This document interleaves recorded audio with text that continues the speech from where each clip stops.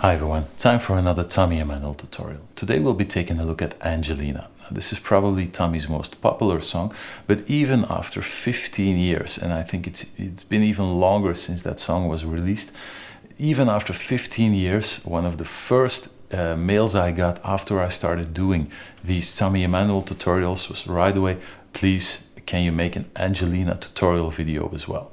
So since it's one of Tommy's most popular songs and since I'm trying to build the channel, why not start with one of the big hits? So let's dive right into it. A few pointers. Get your guitar into drop D tuning, so drop down the low E string to a low D. And if you want to play it in the key of the original, then use a capo at the 2nd fret. During the tutorial, I won't be using a capo at the 2nd fret because it makes things unnecessarily complicated, especially when moving up to higher positions. You always have to think about, well, I'm playing the 7th fret, you always have to add up 2 frets to get at the exact right spot. So I'm just leaving out the capo so you can learn everything without always having to count up the extra 2 frets. Once you get it down, slap on a capo on the 2nd fret, move everything up. I think, and I've noticed that for most students, this is actually the easiest way to get to work done. One more thing, you're using a pick in this song, a pick or a plectrum or a flat pick, whatever you want to call it. And we will be addressing the subject of hybrid picking as well. So you'll be playing with a plectrum, but you will also be using the middle finger and ring finger to add in certain notes during the arrangement. I'll give you a few different methods as well, which you can use to tackle the main melody of the song. And depending on which method you choose, you can opt for more hybrid picking or less hybrid picking. But enough talking, let's get to playing. Let's start out with the intro.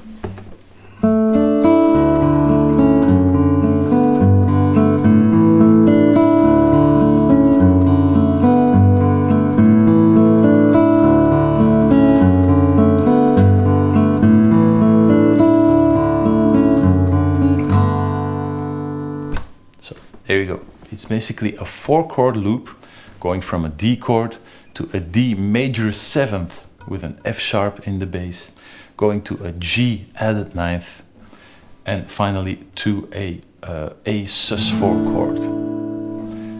Now, how does that work when playing all those arpeggios? Well, there's a few things you can watch out for. So we're starting out with a D sus4 chord, moving to the low bass note.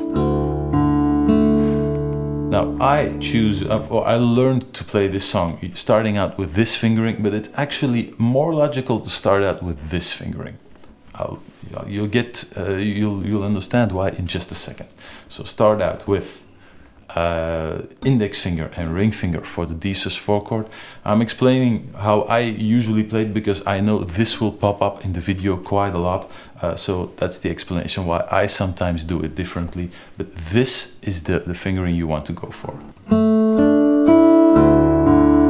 To the middle finger for the C sharp and adding in the pinky on the 4th fret.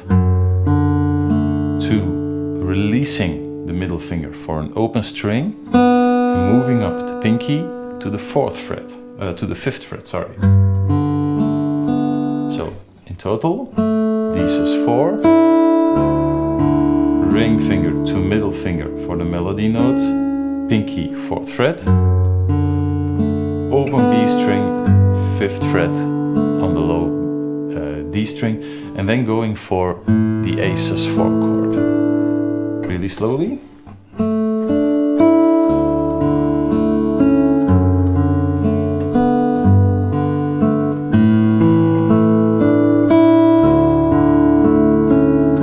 And why was that fingering important?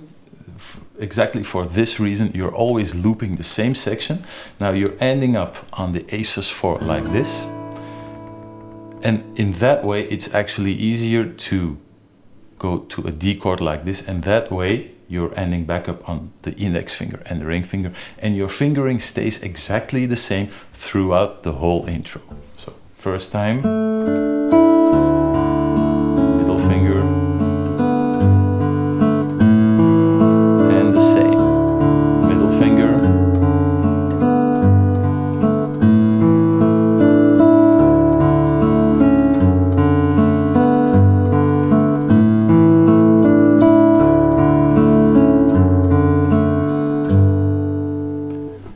There's a few more things I can tell you that actually make the intro a bit easier.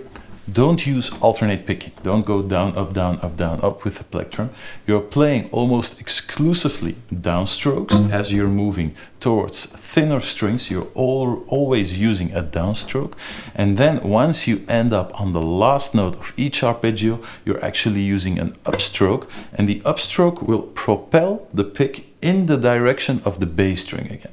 I'm going to try to show you, and I'm going to really exaggerate the movement. There's no need for you to do this while playing, but it's just so it's clear what the exact concept of motion is.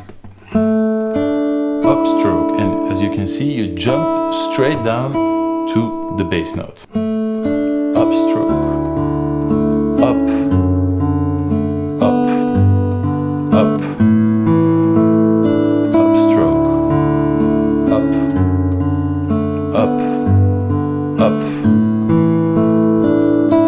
Always the same movement. The very last note of each arpeggio is played with an upstroke, and that actually makes the pick jump back towards the bass strings where you have to play the next bass note. Then there's one more thing. You probably already heard this while playing the intro.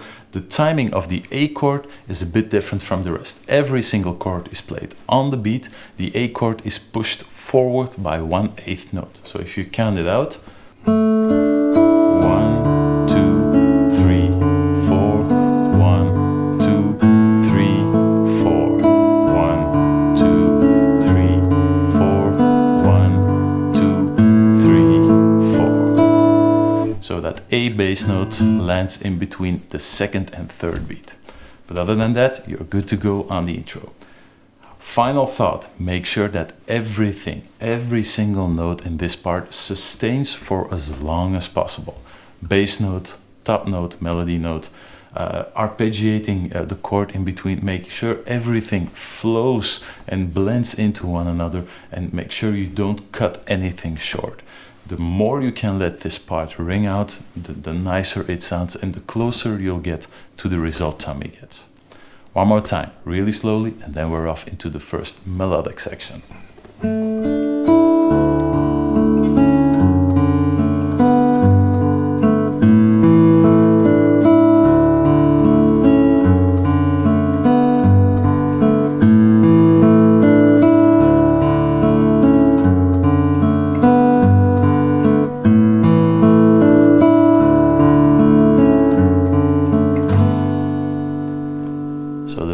Last time, you don't move over to the A chord, you just strum out the G added ninth chord. And then we're ready to start with the first melodic section. Let me play it one time for you, then I'm gonna come back and explain a whole lot of different ideas how you can actually tackle this part. Here we go.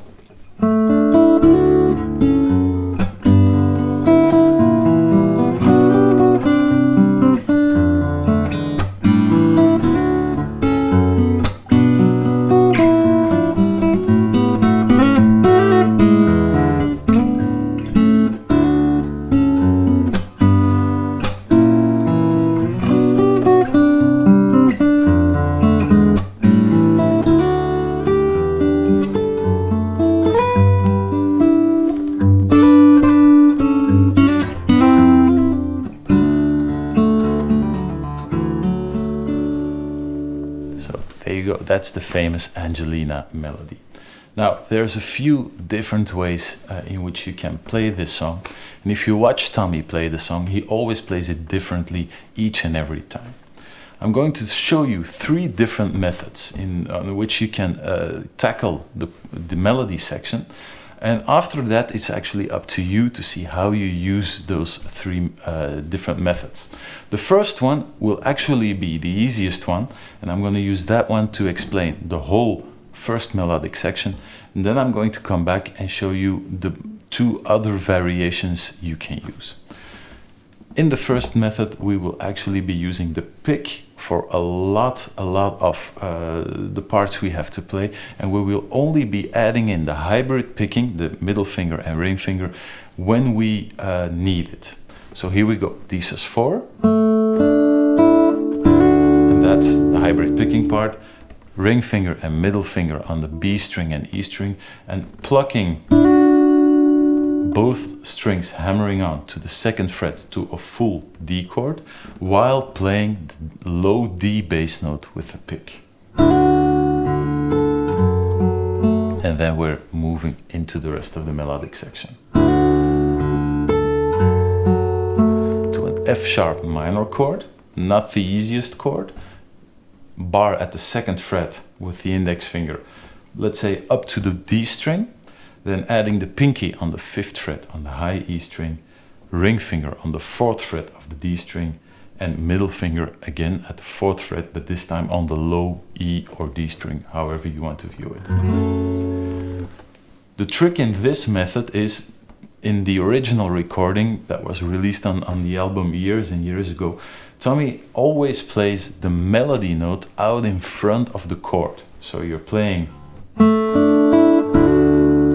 pinky first as the melody note, and then the arpeggio of the chord.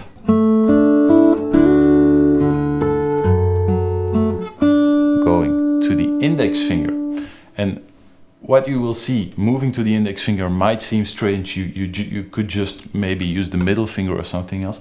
But the last note of each bar, if you follow along in the tablature, the last note of each bar is actually each and every time the first note of the next chord.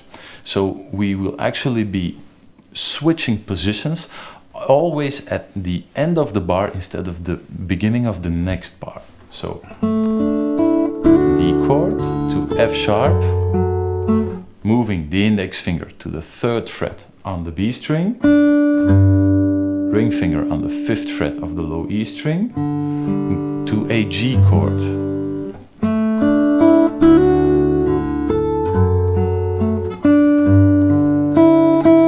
Times open E string, and then moving to a B flat diminished chord.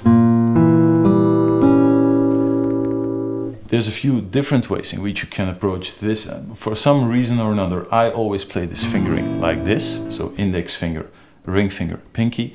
Tommy plays it like this, which is actually more logical. Again, for some reason or another, this is in my system now, and I've been playing the song like this for years. But if you watch Tommy plays it, he does it like this. What's really important is don't change it to more traditional diminished chord fingering and use the middle finger on the B flat, the 1st fret on the A string.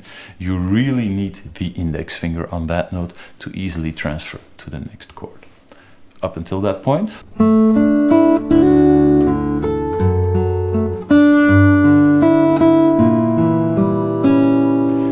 notice that we're only using hybrid picking on the very first few notes on the D chord, and everything else is just separate notes with the pick.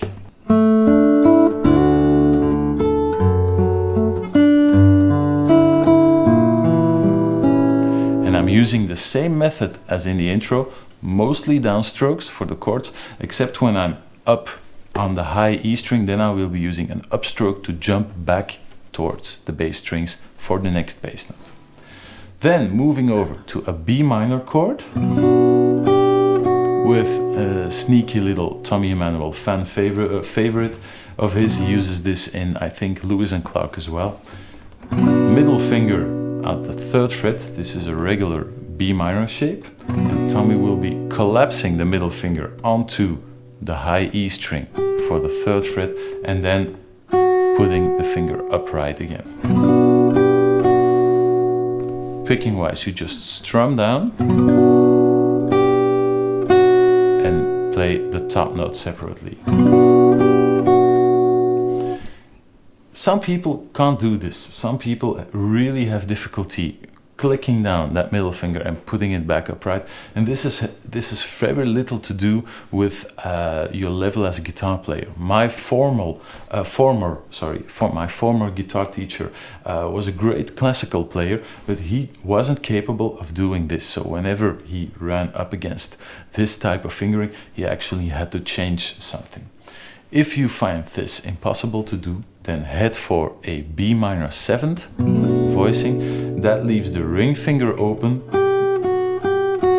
to play that melody note on top. It will make transitioning to and from this chord a bit harder, especially with what comes after this, but it might actually be something that enables you to play the full song. So again, from the B minor chord to a D, C sus2 chord. Again, we're moving up right after, right before the next bar.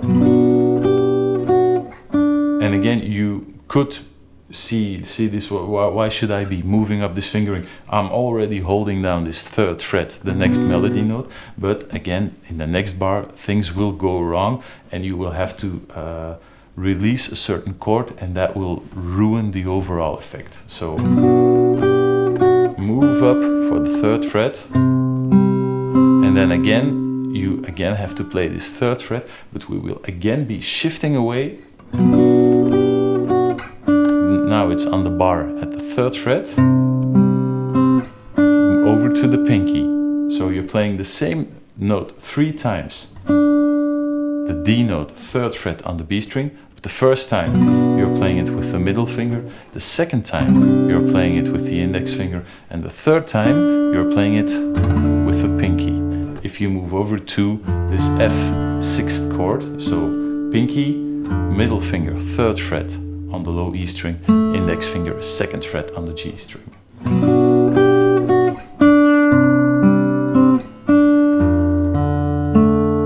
Moving down only the middle finger and the index finger to an E dominant 7th chord, ending up on A dominant 7th sus4.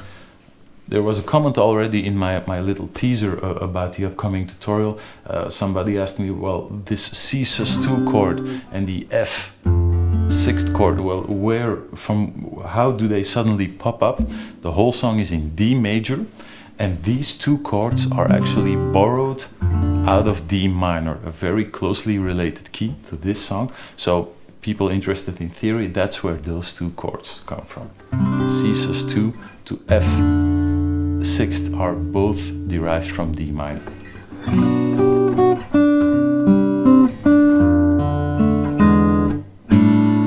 And those last 2 chords are again played with hybrid picking. And maybe you can remember, up until now we only played the very first chord with hybrid picking, and now the last 2 are pick on the bass note, and then again middle finger and ring finger to play both the E dominant 7th chord and the A sus4 dominant 7th chord. Let's have a look at what we have up until this point.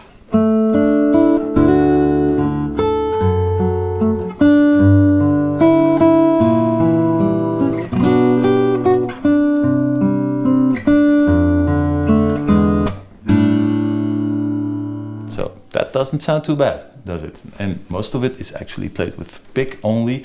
Very few times you're adding in the fingers as well. From now on, this part will be mostly repetition. A few chords actually swap places, but fingerings are mostly the same. So one more time, the part we just saw, and then I'm moving on to the next, and I'll stop as soon as we end up on something new.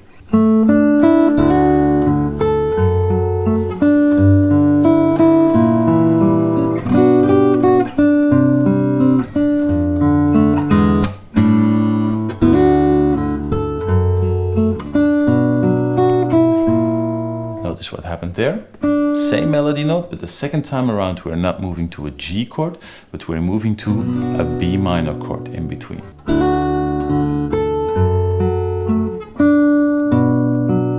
Moving over to a B minor chord. Again, B flat diminished.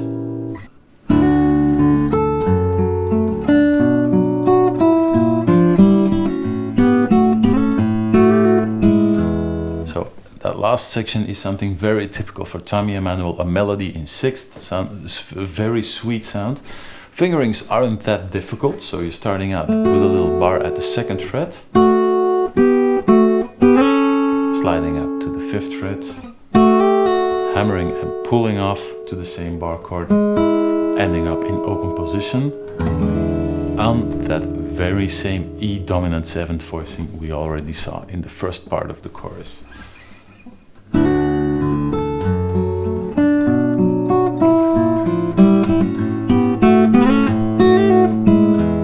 And then we're going for a G chord shape over an A bass note, resolving to a straight A chord. So what I usually do is I slide up to the G voicing, adding in the A bass note, and then resolving to the A chord. Full part up until that point.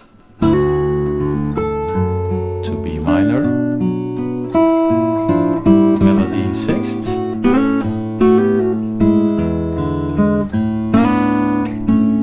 to G over A, to a regular A chord. Then it's again the first part, exactly the same.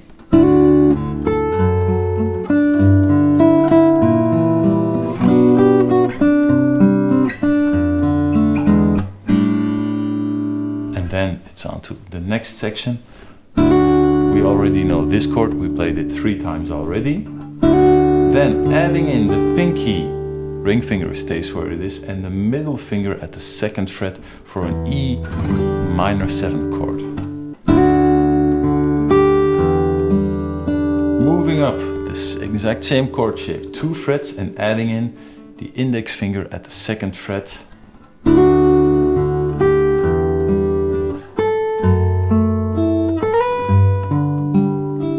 Ending up on this little chord right at the end, bar at the 5th fret, and adding in the pinky at the 7th fret and the ring finger as well at the 7th fret. Pinky on the high E string, ring finger on the G string.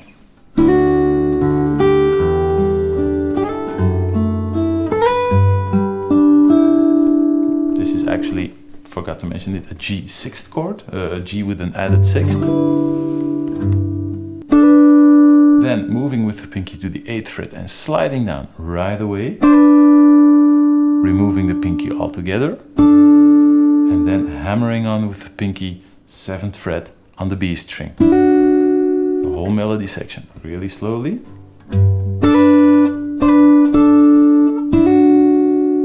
So that's the melody on the G chord. One more time, slowly.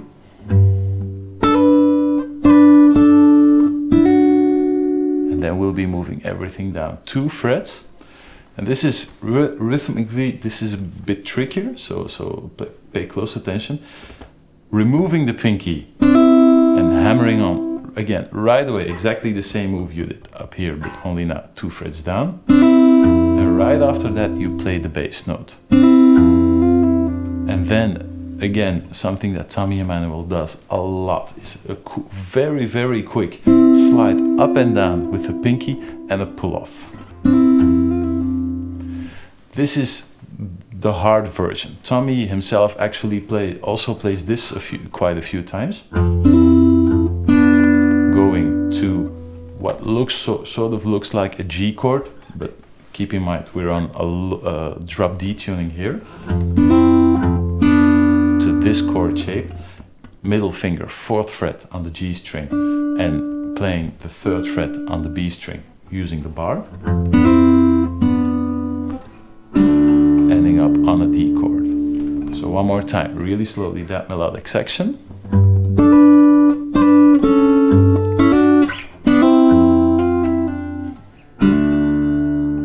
That was the hard version with the slide up and down. Now without the slide.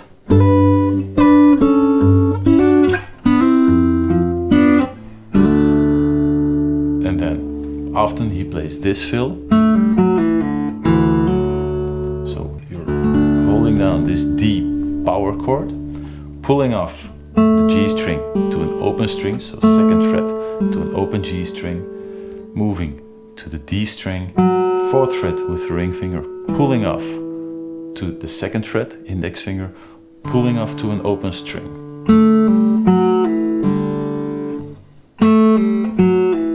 And then adding the index finger once again, hammering on to the 4th fret.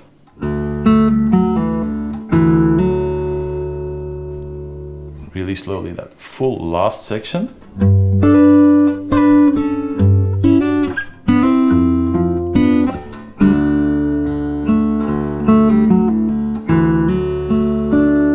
So in that very last part you have to use hybrid picking again to play the bass note along with this hammer-on.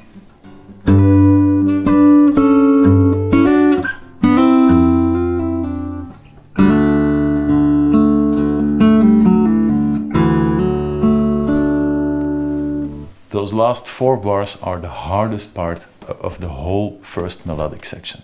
Now let me play everything once more up until this point, really slowly so you can follow along, and then I'm going to show you a few alternatives on how you can actually flesh out this melody and get to some of those elusive variations Tommy likes to play. Here we go. First, one more time, really slowly, and then some more explanation.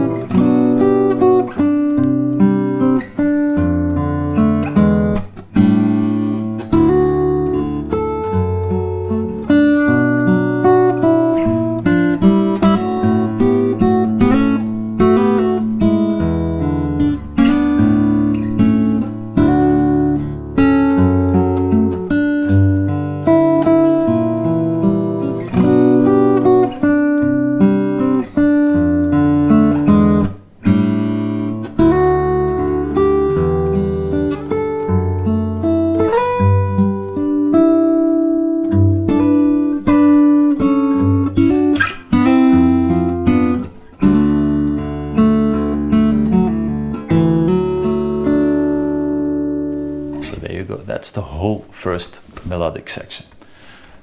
The good news is this is repeated 3 times, exactly the same thing. So just play it the first time. Now, in a minute, we'll be moving over to the next melodic section. Then this will come back one more time. Again, the other melodic section, and this will come back even one more time. So you can basically play almost half of the song or more than half of the song if you get this first section down. Now, what are those variations you can try to add in on that very first part? Tommy likes to take 3 approaches now. Being Tommy Emmanuel, he doesn't take one approach throughout the whole verse. No, he changes them around all the time. He sometimes even likes to change them around for each and every chord.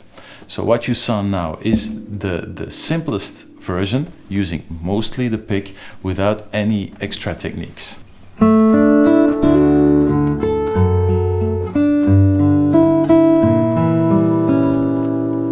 I'll be using those 4 bars to show you the other 2 options. Now, this was the first option, mostly the pick. This is the easiest one.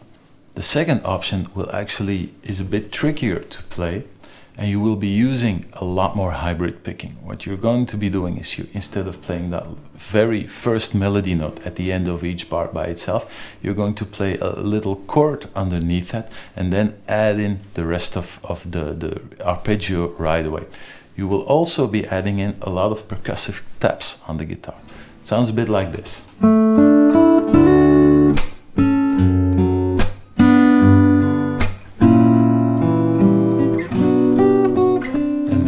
Of the bars are actually mostly the same. So what you're doing is you're playing this starting chord, tapping the guitar, and then playing the top 2 notes of the next chord, adding in the bass line, and then again the same rhythmic tap.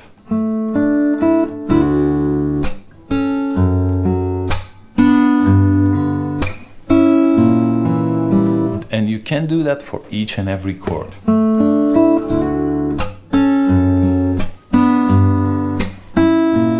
And it's always exactly the same pattern underneath. Chord, tap, chord, tap, chord.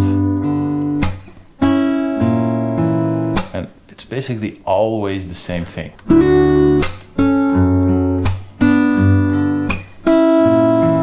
One thing Tommy likes to move around is whether he will play that bass note along with the chord or afterwards. So this is afterwards.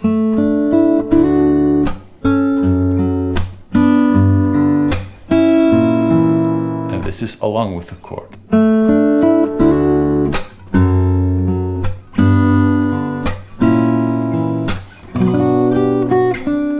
So a very different sound, but what he mostly does is he mixes this up. You can get something like this. Afterwards, afterwards, together.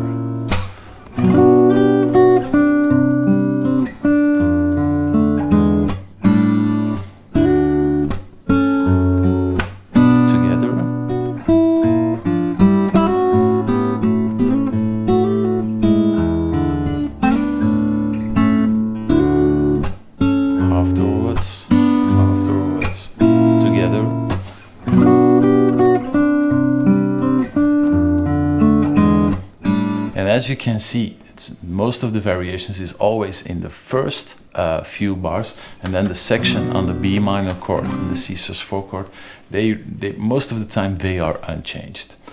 So that is the second method you can use, tapping in on each and every beat and adding in those chords, and then decide for yourself whether you want to add in the bass note at the same time or afterwards in the arpeggio. And then there's a third option as well, which is very, very lightly strumming. It sounds like this.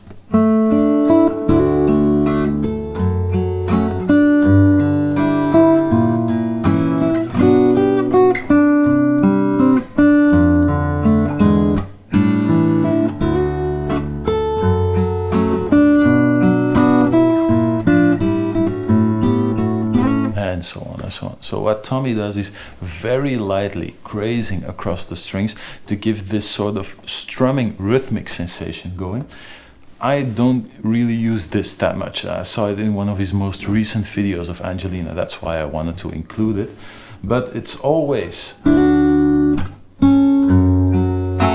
it's very lightly, it's really brushing across the strings with the plectrum. So in terms of technique, it's almost every single time the same thing. Bass note, upstroke on the next chord tone, and then a soft strum downwards.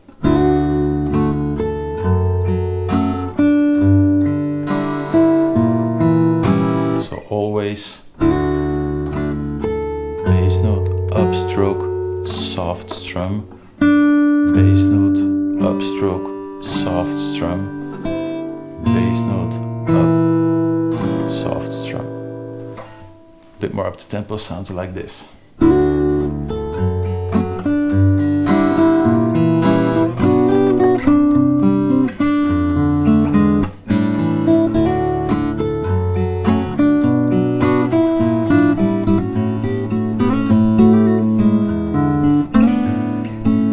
Now, again, if you listen to this and you think, well, that sounds kind of boring, that's because Tommy never actually plays this 2, 3, 4 times in a row.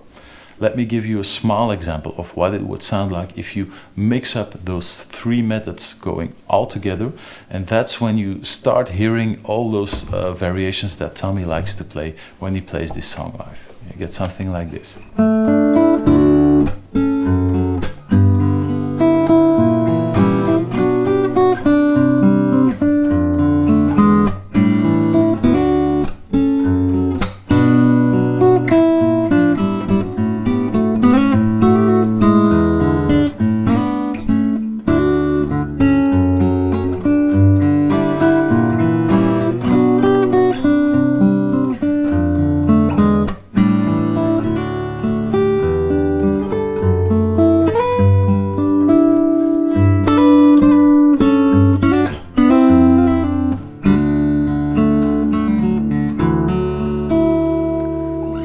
I hope that sort of clears things out. I opted for the easiest way to explain the melody in the first section of the tutorial video, but as you grew more comfortable with the melody, with the chord voicings, with the fingering all together, then you can start to add in those extra concepts. So the tapping with the chord on top and adding in the bass note and the arpeggio later, or just going for the strumming type effect.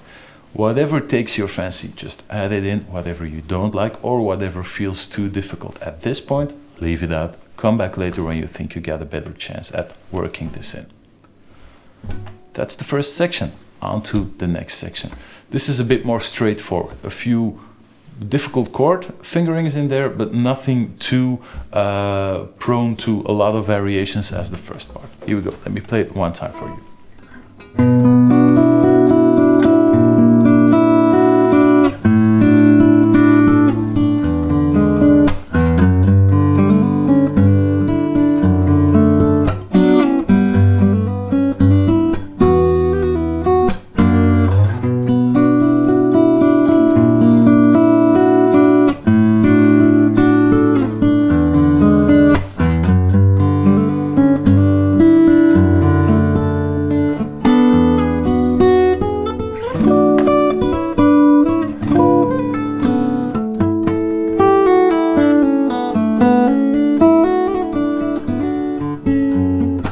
Then you're back off into the first section. Now, as you can see, again, some repetition, first few bars and the next few bars are the same. We're starting out on a B minor chord, but because of that drop D tuning, we actually have to finger it like this. Ring finger on the 9th fret on the low E string, pinky 9th fret on the D string, and then index finger and middle finger both at the 7th fret on the G and the B string. Second chord, we'll be moving down that ring finger and the pinky 1 fret. So first chord.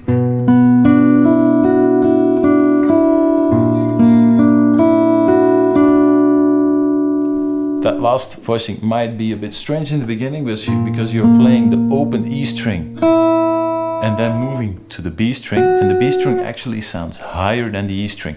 For some people this is a bit confusing in the beginning, but just concentrate on the right arpeggio from the G string to the E string to the B string, and you should be fine. It will be a second nature before you know it.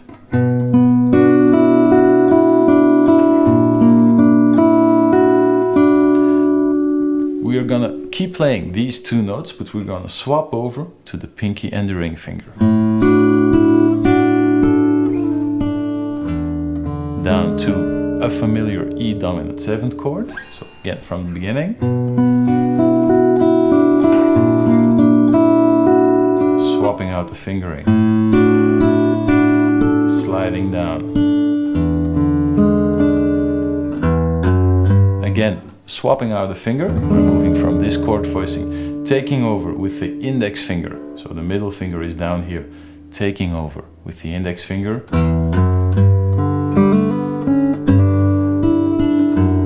This is a harder chord, holding down the pinky at the 5th fret and making sure, this is a really common mistake, that as you're doing this winding hammer-on lick on top, don't pull down that D string, because you will go out of tune very, very, very quickly. So hammering on open G string, index finger 2nd fret, ring finger 4th fret, to first index finger on the 2nd fret of the B string, hammering on to the middle finger 3rd fret. And all the while your pinky is playing that low bass note, and it, as I said earlier, don't bend this. Make sure the axis of the string remains unchanged.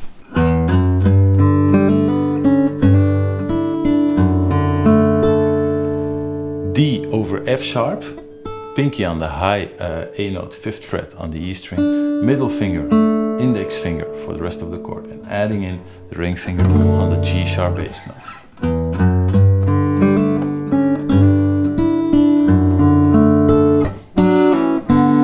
Pulling off from middle finger on the 3rd fret of the B string, ring finger 4th fret on the D string, to a bar at the 2nd fret, and two open strings.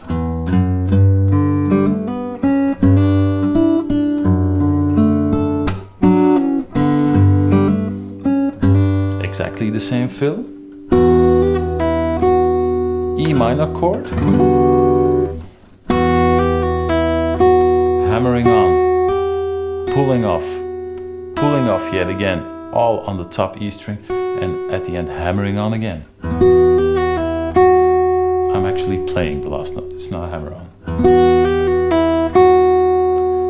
And then to conclude this section, a little augmented chord, F sharp augmented, moving back to B minor, which is a fifth to root movement with a little bit of added tension with the raised fifth. So index finger 3rd fret on the G string, middle finger 3rd fret on the B string, ring finger 4th fret on the low E string. And then it's back to the first section. Let me play up until that point, the second melodic section.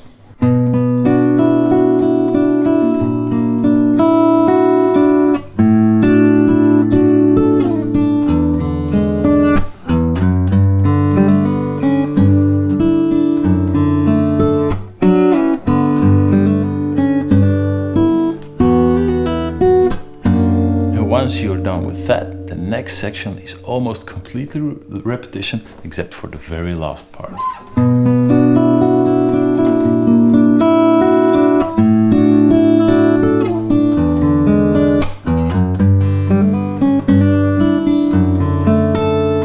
Up until this point, everything was exactly the same. Now,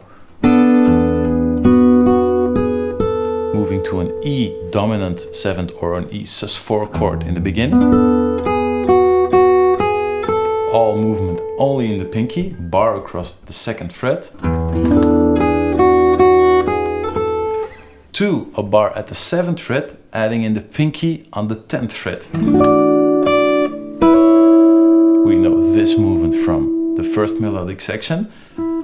Ring finger 9th fret on the G string and hammering on with the pinky to the 9th fret on the high E string. Adding in the pinky yet again on the 9th fret.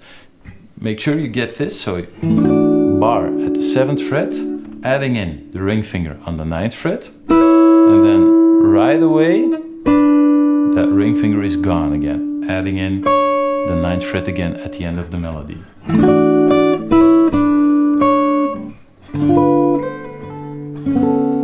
A little D minor chord sliding up and down with the pinky as we did. Same thing here, sliding up from the 7th to the 8th fret, back down and pulling off to the 5th fret, to a little A added 9th chord, so open A string, ring finger 7th fret on the D string, middle finger 6th fret on the G string, an open B string, and then the index finger 5th fret on the high E string. Take extra care to put this chord down completely. As you're doing the movement up and down with the pinky, make sure the index finger is already ready for the pull-off. 3 harmonics at the 7th fret on the E string, A string, D string, and then the little pull-off lick.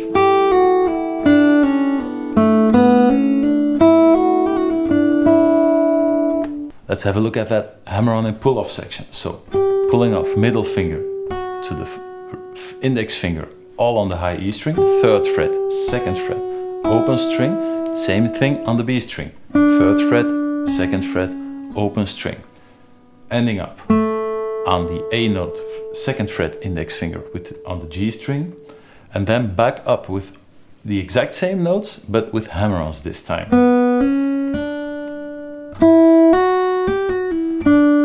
And it's that last bit that most people trip over.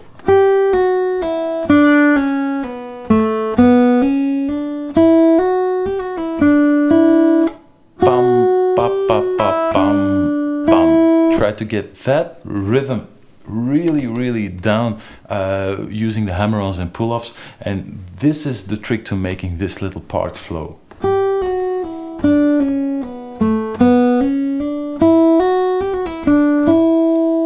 That's what it should be. But once up to speed, it's really a flurry of notes, that very last little bit. So one longer note and then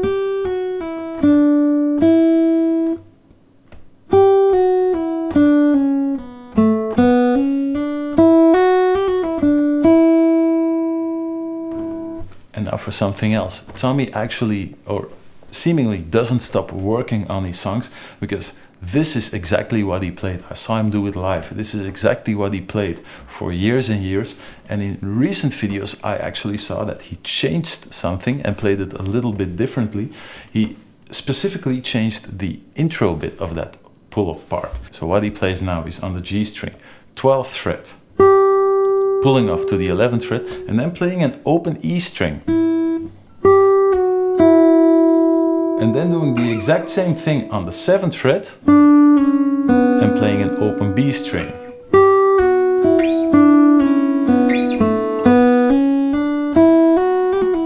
And then down there, everything is exactly the same.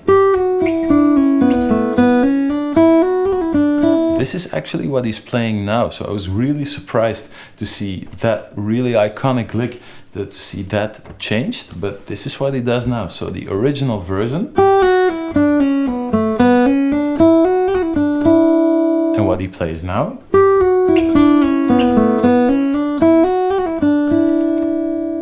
it's exactly the same, but I guess those open strings give it a bit more ring, instead of just being all hammer-ons and pull-offs, that he keeps some open resonance.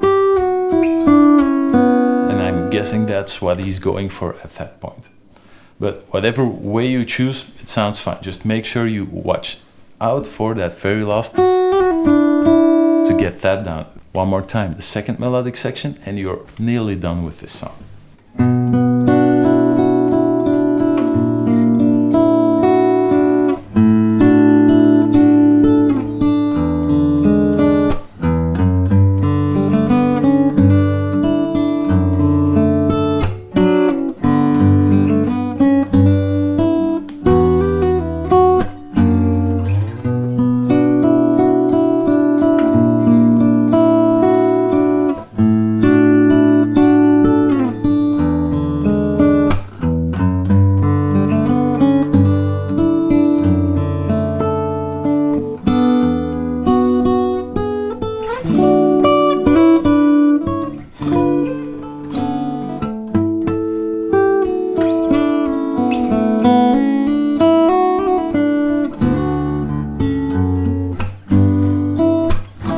Then you're off into the next melodic section. You're 90% there. 90% of the song is done, because after this we had the first melodic section, then the second one, and this is basically repeated again. The first melodic section, then again the second melodic section. Then at the end it's again the first part, exactly the same thing, but the ending is something completely different. Let me play the very last part for you, and then we'll take a look at how we actually can end this song.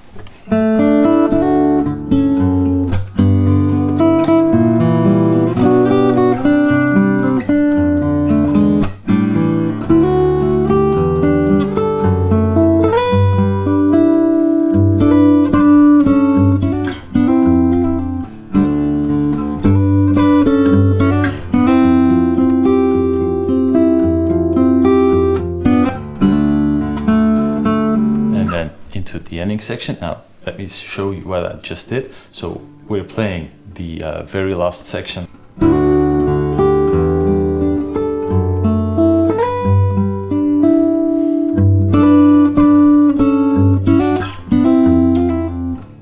And yet right after that we're going to play exactly the same thing. And we're going to spend a bit more time on that F major 7th chord.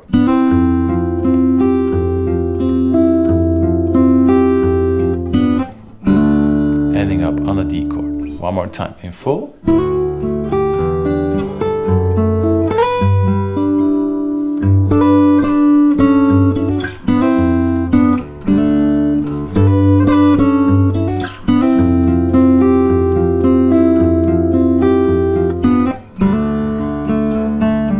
And then into the famous ending section. Now, a word on that ending section. Now we're going to be launching into the harmonic section.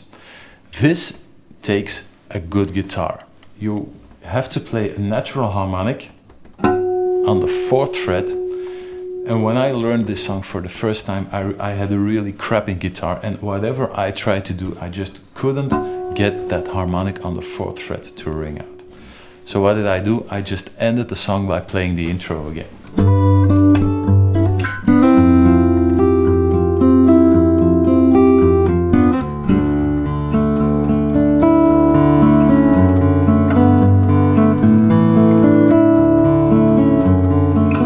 So on, and I just played the whole intro again, and that was the perfect way for me to be able to play this song live without bouncing off the wall every time I had to play this harmonic at the 4th fret.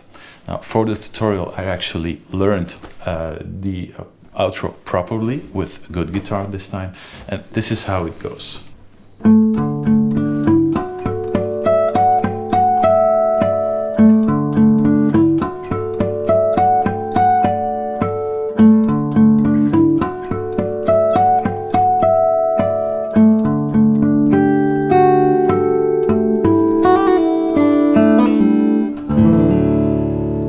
That's the whole outro. It's a beautiful, beautiful piece of music. And it's not really that complicated. You're playing natural harmonics all the way through. Let me play it one time for you, really, really slowly.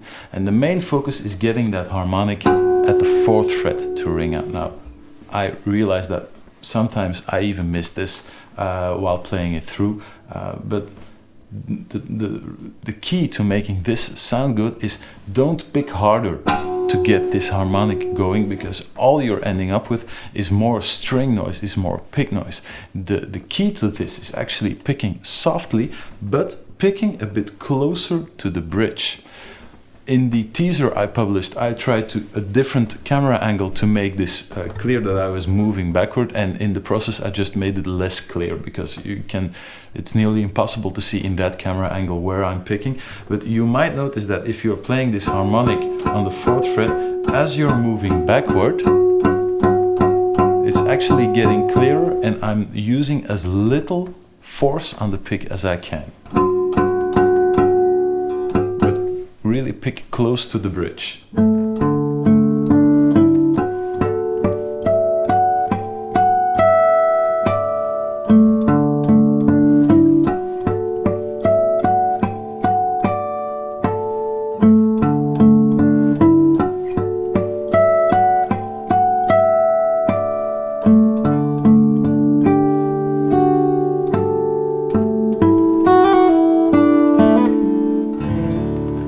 The hardest part might be the ending, because you have to mix regular fretted notes with harmonics. Just fretting at the 7th fret, again harmonic, 2 harmonics at the 7th fret, low E and A string. But while you're moving down, those harmonics should still ring out.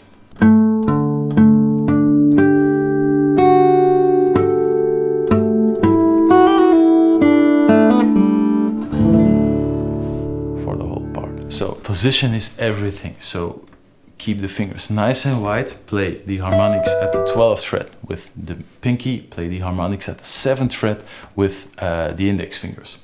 I do move one time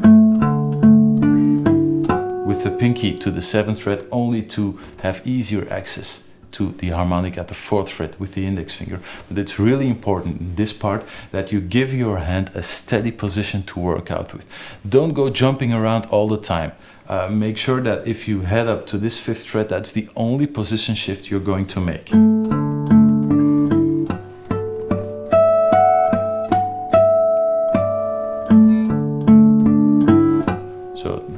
Look a little bit like that, but it's really, really important to get your hand in a fixed position around the 7th and 12th fret, and only quickly move in and out of position when you need another harmonic. So that's it. Let me play that ending section one more time, really slowly.